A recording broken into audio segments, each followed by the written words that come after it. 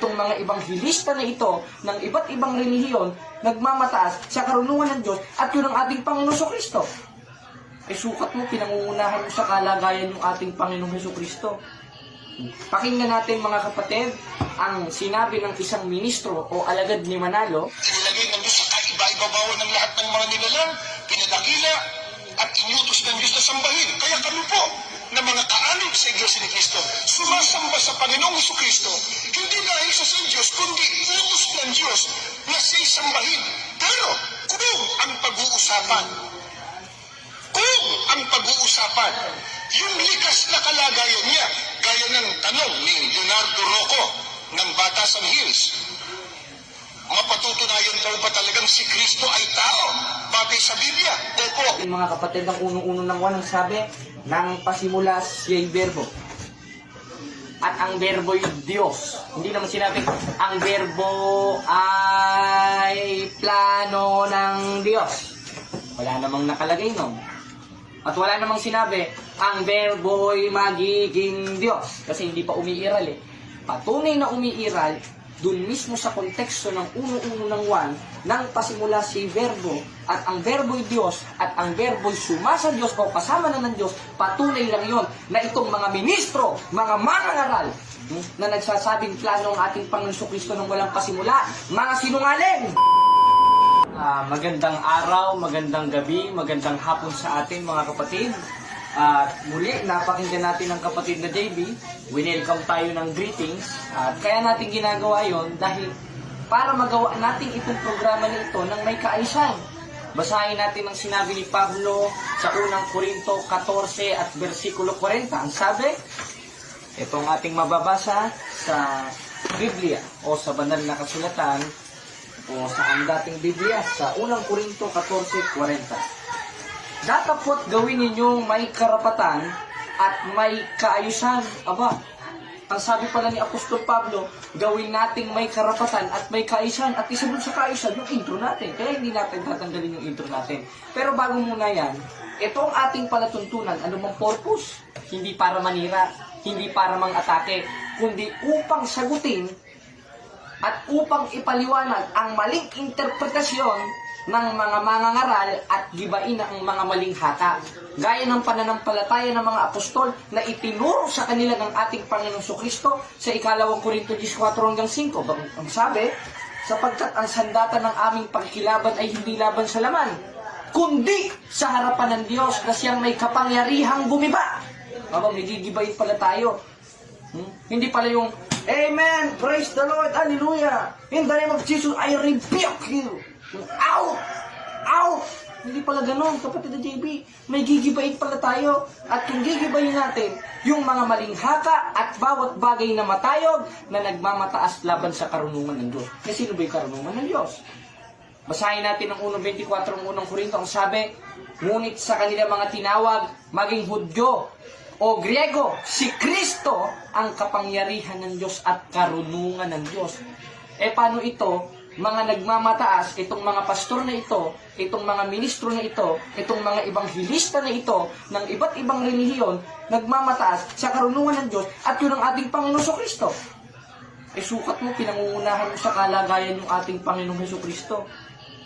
Pakinggan natin mga kapatid ang sinabi ng isang ministro o alagad ni Manalo sa isang video o open forum nila sa Templo Central at ito ang kanyang sinasabi. Inilagay ng Diyos sa kaiba-ibabawan ng lahat ng mga nilalang, pinadakila at inutos ng Diyos na sambahin. Kaya kami po, na mga kaanig sa Iglesia ni Cristo, sumasamba sa Panginoong Jesucristo, hindi dahil sa Diyos, kundi utos ng Diyos na siya'y sambahin. Pero, kung ang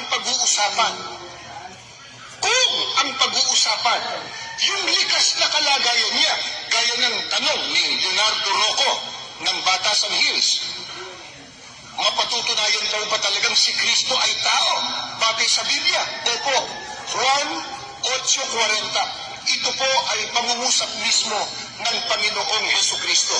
Ito po. Ngunit, ngayon pinagpipilitan ninyong patayin ako na isang taong nagsasalita sa inyo ng katotohanan narinig ko naman, kumbaga, sa kasabihan nga nila, tapos na boxing dapat dito eh. Kasi si Kristo po mismo nagsasalita eh. Ano sabi niya? Ako na isang tao. Eh, tapos na, usapan dapat. Siya misabing si tao eh. Anong uling tao siya? Na isang taong nagsasalita sa inyo ng katotohanan na aking narinig sa Diyos. Kasama sa katotohanan, yung sinabi niya na siyang tao. Ba't po magagalit yung iba pag sinabi po namin si Kristo yung tao? Sa likas na kalagayan. O yan, napakinggan natin ng isang alagad ni Manalo o ministro, di ko alam ang pangalan na ito eh, na ikinotes niya para patunayan na si Kristo ay tao at hindi Diyos sa 8:40 ng wala, tao! Ngayon sila eh, na nagsasaysay sa inyo ng katotohanan na aking narinig sa Diyos. Ito hindi ginawa ni Abraham. Teka muna, yan ba 8:40 ng 1 napapatunayan na si Kristo ay hindi Diyos? Unang-una, wala namang sinabi si Kristo sa 8:40 ng 1 na hindi ako Diyos.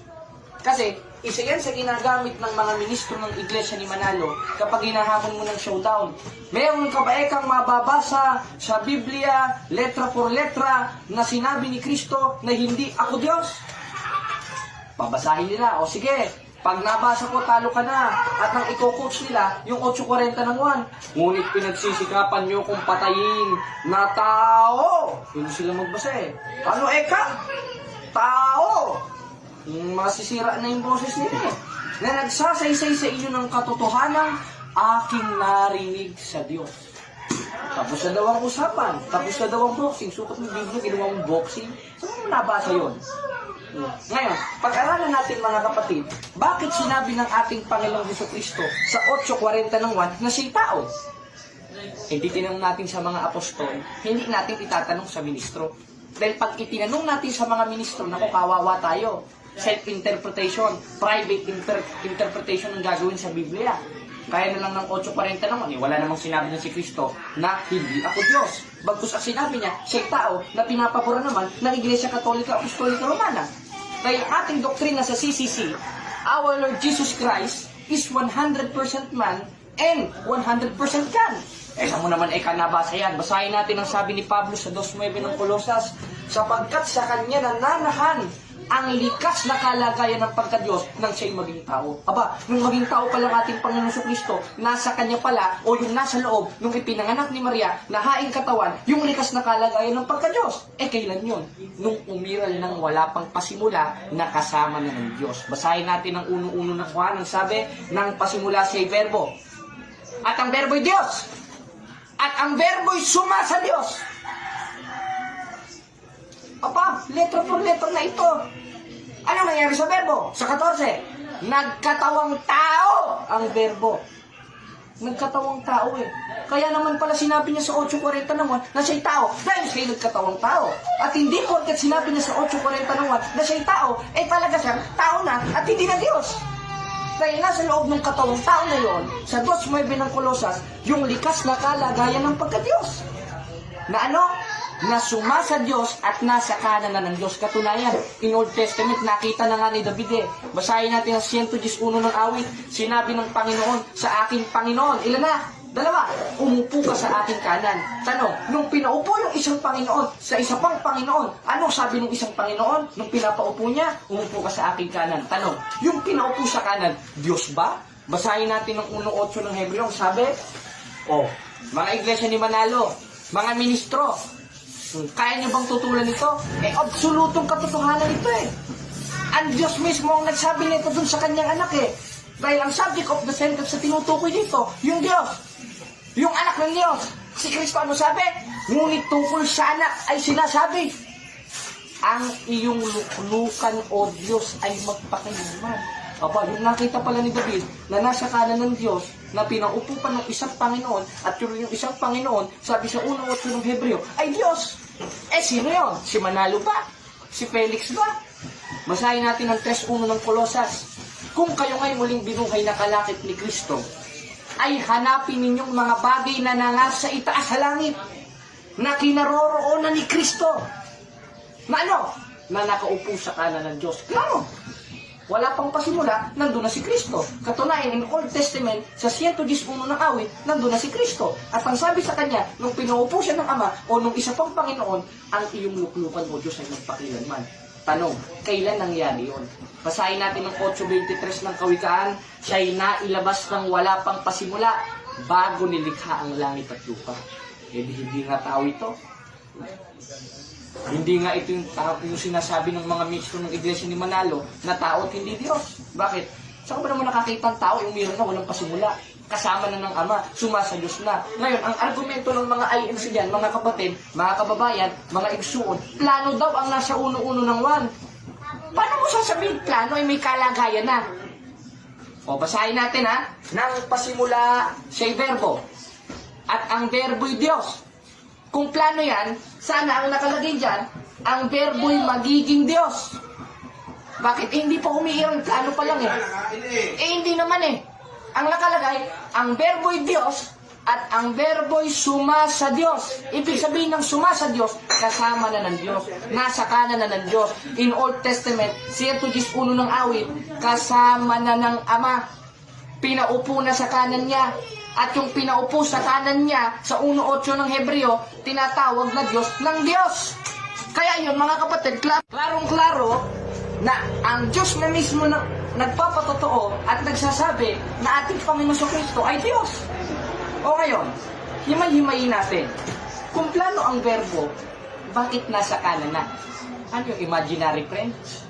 Ang alam ko, imaginary friends lang yun, yung mga hindi nag-e-exist. Nasa kanan mo parang multo. Ibig sabihin, ang Diyos pala ng Iglesia ni Kristo, may mental disorder. Bakit? May kinakausap na hindi umiiral May pinapaupong hindi umiiral Halimbawa, ganito, mga kapatid, bibigyan ko kayo ng isang lohika o isang example na ginagawa ng Diyos ng Iglesia ni Manalo. Ngayon, sa 1.8 ng Hebreo, at sa 111 ng awit ang sinabi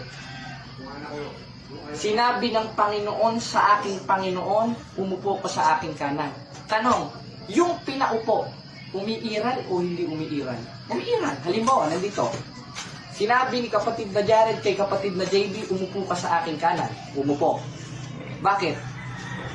Kasi, nandito na ang kapatid na JB. Umiiral na ang kapatid na JB. Ngayon, kung plano ang kapatid na JB, sinabi ni kapatid na Jared kay kapatid na JB, umupo ka sa aking kanan. Hindi pa naman umiiral si kapatid na JB. Lalabas to, may mental disorder ka. Kaya, mali yung analogy ng mga ministro ng Iglesia ni Manalo na ang ating Panginoon Kristo ay plano. Because in Old Testament, si David na mismo ang nagsasabi, dalawa ang Panginoon niya at yung isang Panginoon niya, pinaupo sa kanan ng isa pang Panginoon niya. Hindi pala ito plano. Umiiral na pala ito. Kaya ang konteksto sa 1.1 ng Hebreo, nang pasimula siya'y verbo. Ano ba yung verbo? Basahin natin sa 19:13 ng Apokalipsis, at siya'y nararamtan ng damit na winisikan ng dugo, at ang kanyang pangalan pala ito, hindi naman pala sinabi, at ang kanyang plano, at ang kanyang pangalan ay tinatawag na ang verbo ng Diyos. Therefore, ang verbo, pangalan pala. Pangalan ng ating Panginoon Kristo, nung wala pa siyang katawang tao. Nung wala pang pasimula, gaya ng nasa 8.23 ng Kawikaan, ang sabi niya, siya'y nailabas nang wala pang pasimula. Kaya, mali talaga ang analogy ng Iglesia ni Manalo tungkol sa 1.1 ng 1, na yun ay hindi umiiral. Dahil may kalagayan Ang verbo'y Diyos at ang verbo'y suma sa Diyos, kasama na ng Diyos. Basahin ulit natin mga kapatid ang 1.1 ng 1, ang sabi, nang pasimula siya'y verbo. At ang verbo'y Diyos. Hindi naman sinabi, ang verbo ay plano ng Diyos. Wala namang nakalagay nun. At wala namang sinabi, ang verbo'y magiging Diyos. Kasi hindi pa umiiral Patunay na umiiral, dun mismo sa konteksto ng 1.1 ng 1, nang pasimula si verbo, at ang verbo'y Diyos, at ang verbo'y suma sa Diyos o kasama na ng Diyos, patunay lang yon na itong mga ministro, mga mangangaral, na nagsasabing plano ang ating Panginoon Kristo nang walang pasimula, mga sinungaling. Kanino ba galing ang kasinungalingan? Sabi sa 8.44 ng 1, nasa ng demonyo. Kaya, yung mga nagsasabing iglesia ng ating Panginoong Kristo ay plano, maghunos dili kayo. Kaya niyo bang tindigan sa diskusyon ito? Hinahamon ko kayo. Kaya niyo bang tindigan sa diskusyon ito? Hindi niyo kaya tindigan sa diskusyon ito eh. Bakit? Kaya itong uno-uno ng 1, patunay na hindi plano si Kristo. Patunay ito na umiiral na si Kristo. Dahil may kalagayan na at kasama na. Dahil kung plano yun, saka ba naman nakakita ang plano yung may kalagayan na?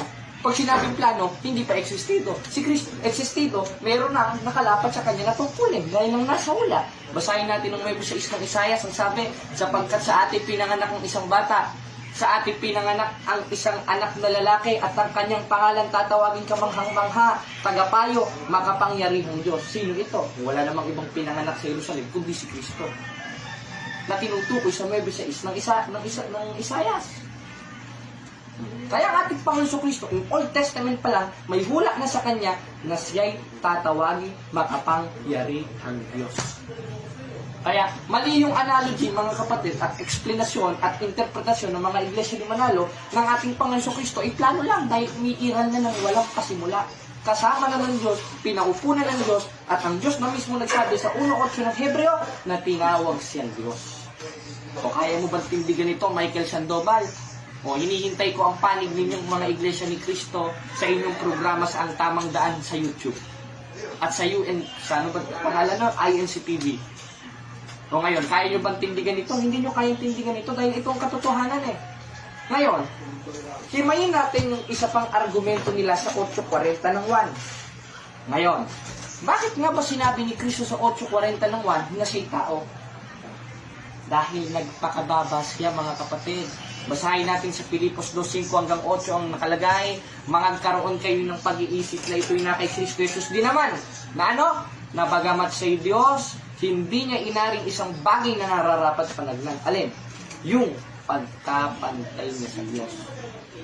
Bakit? Persona siya ng Diyos eh. Kaya pantay sila ng Diyos. Ano sabi?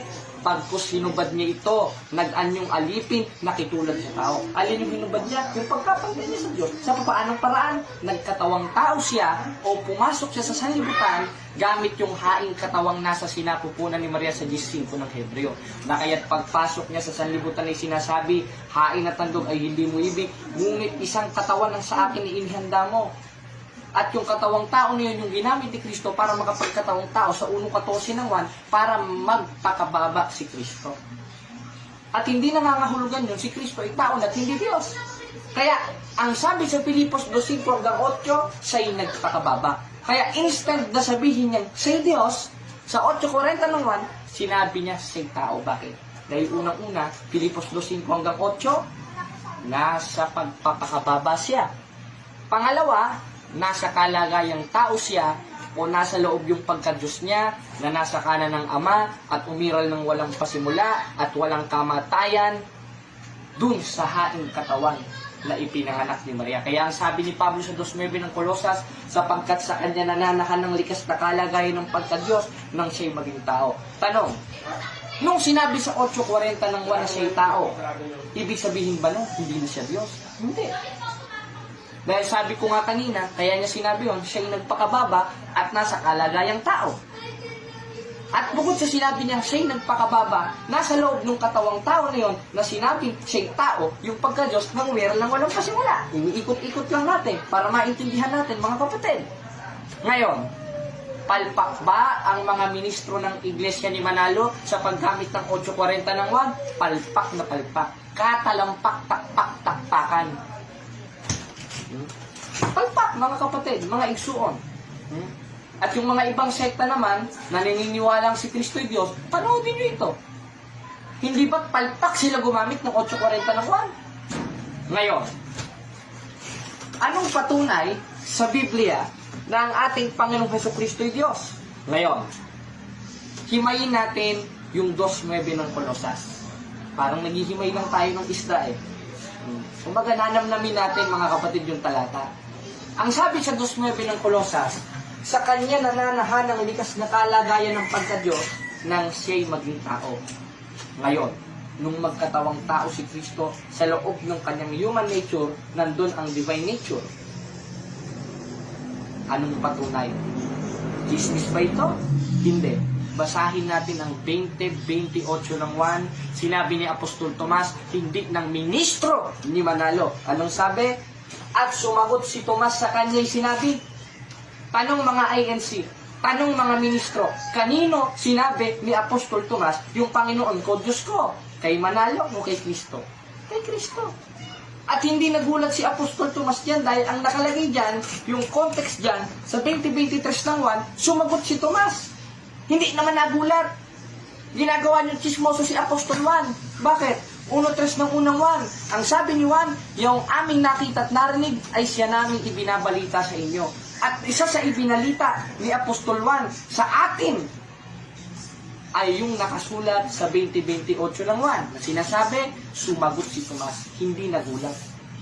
At sinabi, Panginoon ko, Diyos ko. Anong sabi ng ating Panginoon Kristo? Hoy, mali ka, Tomas, tao ako. Anong sabi?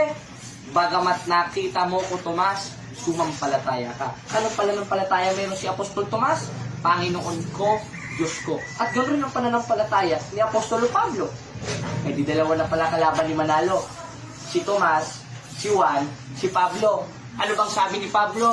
Basahin natin ang 1:12 ng Galacia.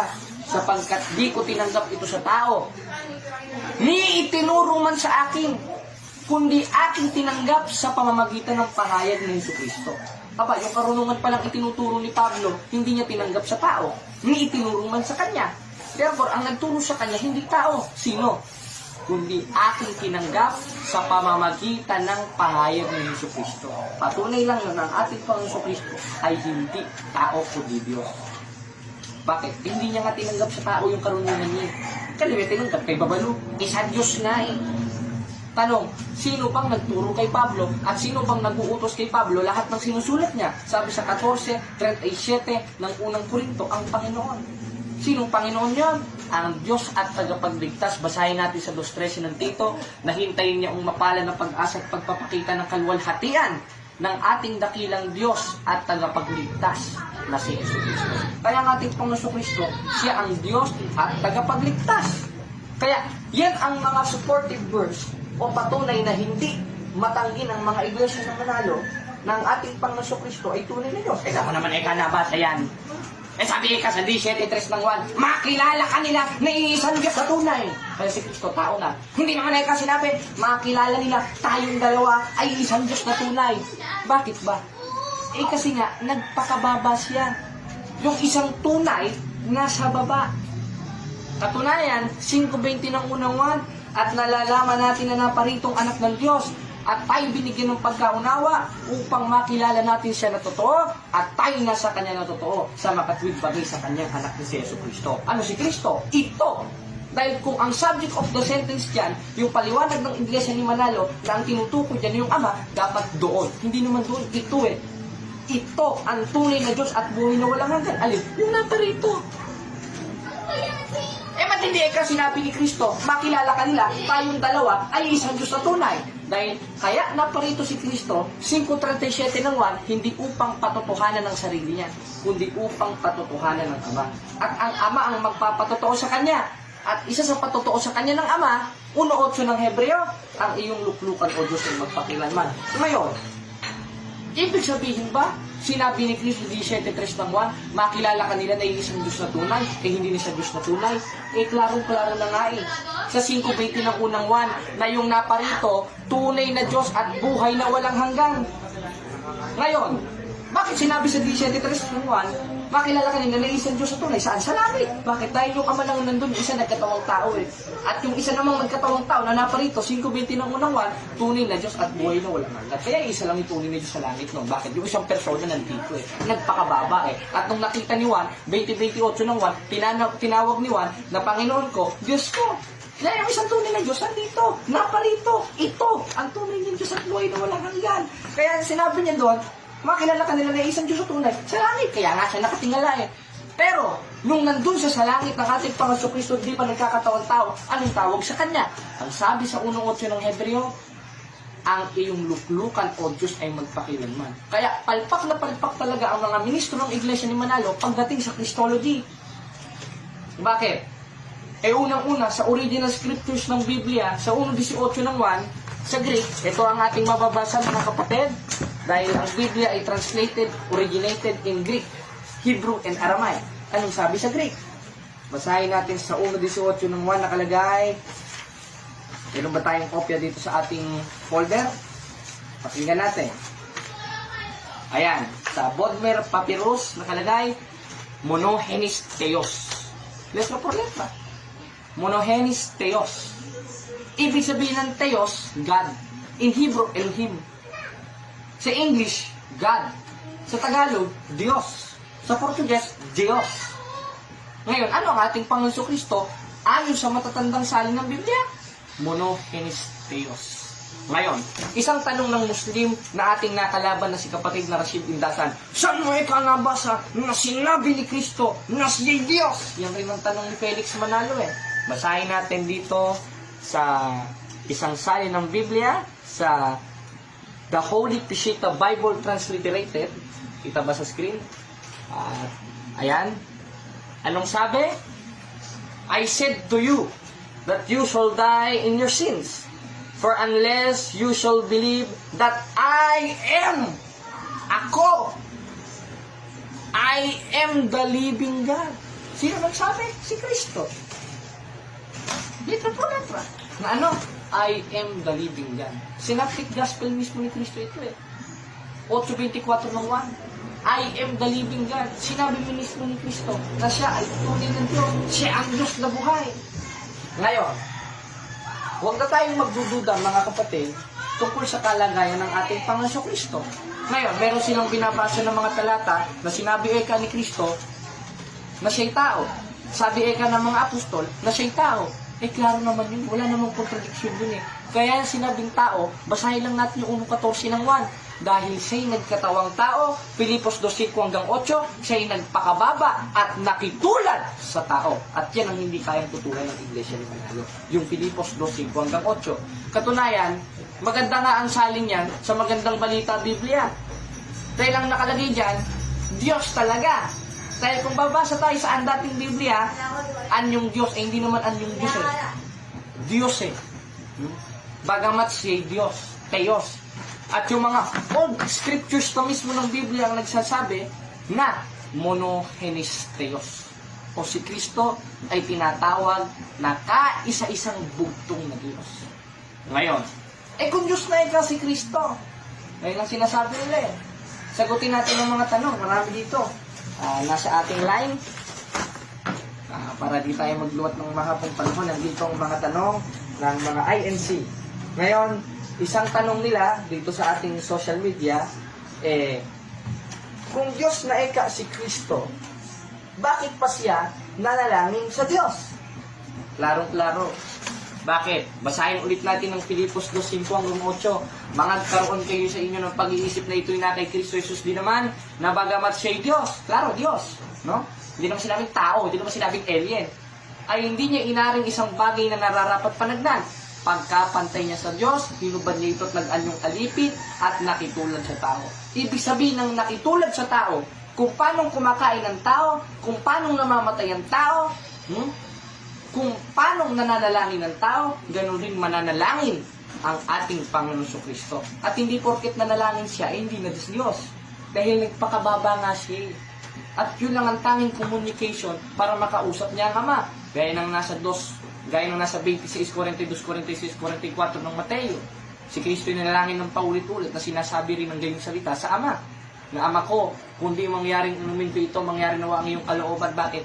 Dahil nasa kalagayang tao nga si 40 ng 1, 14 ng 1.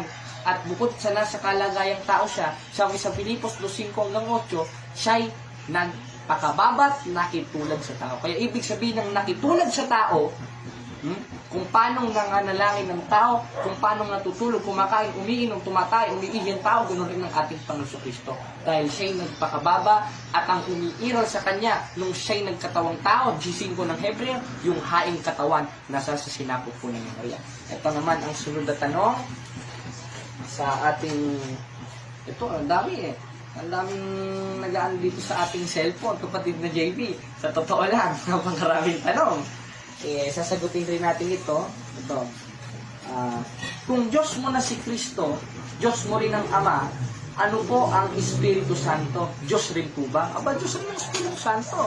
Basahin natin sa 4:6 ng Pilipos. Ang sabi, huwag kayong mabalisa sa anumang bagay, kundi sa lahat ng bagay. Sa pamamagitan ng panalangin at daing na may pagpapasalamat, ay inyong ipakilala ang inyong kahilingan sa Diyos. Aba, ang sabi ni Pablo, ipapakilala natin ang ating kahilingan at mananalangin tayo sa Diyos. Kung mananalangin tayo sa Diyos, ang sabi ni Judas, sa 1:20 ng Judas, manalangin kayo sa Espiritu Santo. Anong Espiritu Santo? Diyos. Ngayon, ang tanong niya, kung Diyos mo na si Kristo, Diyos mo na rin ang Ama, Diyos mo na rin ang Espiritu Santo, ilan ang Diyos mo? Isa. At yun naman, ang doktrina ng Iglesia ni Manalo ay ayon dito sa kanilang pasugo. At yun rin ang doktrina ng ating simbahan. Na ano?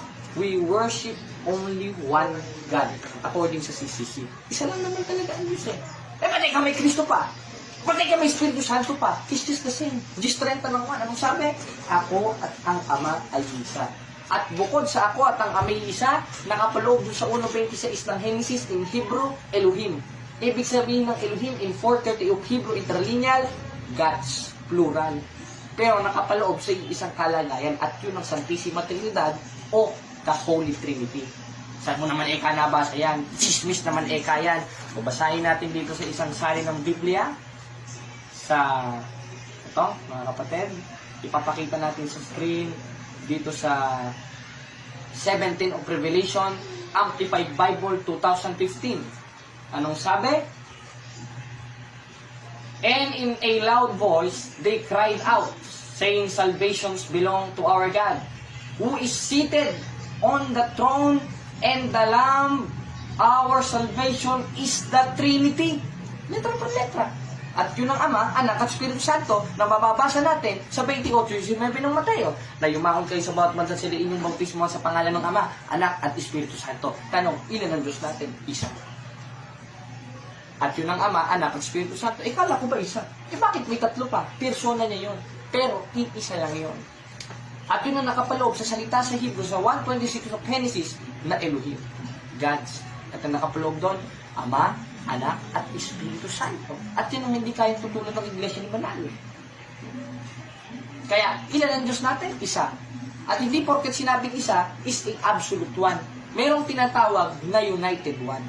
Basahin natin ang 17:11 ng 1, at wala na ako sa sanlibutan at mga ito'y nasa sanlibutan pa. At ako'y paririyan sa iyo amang banal, ingatan mo sila sa iyong pangalan, yaong mga binigay mo sa akin, upang sila'y maging isa gaya naman natin. Yung sila, plural, pumapatungkol sa mga alagad. Ngayong plural na yun ay pumapatungkol sa mga alagad, ilan sila? Madami.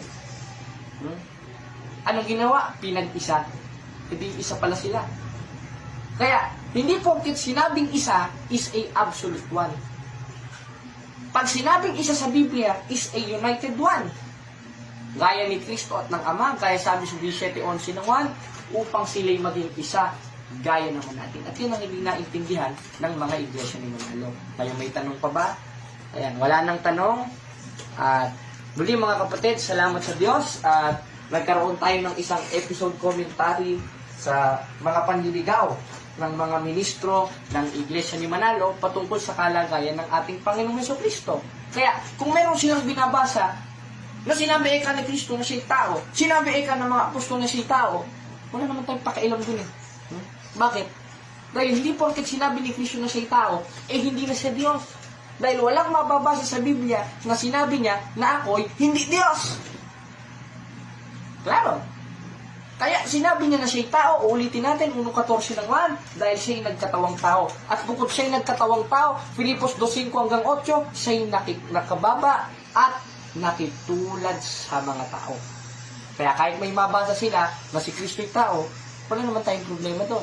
Dahil ang doktrina ng simbahan, si Kristo'y 100% na tao at 100% na Diyos. At ang sabi ni Apostol Pablo sa 2:9 ng Colosas, sa kanya nananahan ang likas na kalagayan ng pagka-Diyos nang siya'y maging tao. Katunayan nakita siya ni Juan at ni Tomas sa 20:28 ng 1, ang sabi, sumagot si Tomas, Panginoon ko, Diyos ko. Tanong, sumasampalataya ba ang Iglesia ni Manalo sa ating Panginoong Jesucristo? Hindi. Dahil ang tunay na pagsampalataya sa ating Panginoong Jesucristo, 2:13 ng Tito, Ang sabi, nahintayin niya ang mapalad na pag-asa at pagpapakita ng kaluwalhatian ng ating dakilang Diyos at tagapagligtas na si Jesucristo. Therefore, ang tamang pagsampalataya sa ating Panginoon Jesucristo, Diyos at tagapagligtas. At dito natatapos ang ating programa, mga kapatid, na ang tamang landas. Salamat sa Diyos.